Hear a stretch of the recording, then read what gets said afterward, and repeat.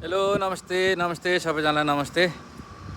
म चाहिँ यहाँ यो किङ कलेज दोहा भन्ने स्कुलमा कार्यरत छु। अनि आज शनिबारको दिन, हिजो शुक्रबार आज शनिबार स्कुल छुट्टी हुन्छ। अनि आज छुट्टीको दिन चाहिँ हामीहरू अब जुन यहाँ हामी चाहिँ मेन्टेनेन्स काम गर्छौँ।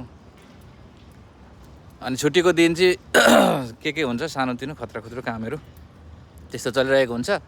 अब आज हेर्नु स्कुलमा कोही मान्छेहरू छैन, हिजो आज छुट्टी। अब भोलिबाट फेरि कन्टिन्यू स्कुल सुरु हुन्छ। आज हामी चाहिँ यो यतापट्टि डोमेस्टिक वाटर पम्प अनि यता एलबी रुम भन्ने एरियामा चाहिँ यो जुन एसीको फिल्टरहरू क्लिन गरिरहेछौँ। अब आज जुन समय मिल्ने भनेकै शुक्रबार र शनिबार मात्रै हो गर्न मिल्ने, अरू बेला भनेको स्कुल लागेको बेला गर्न मिल्दैन।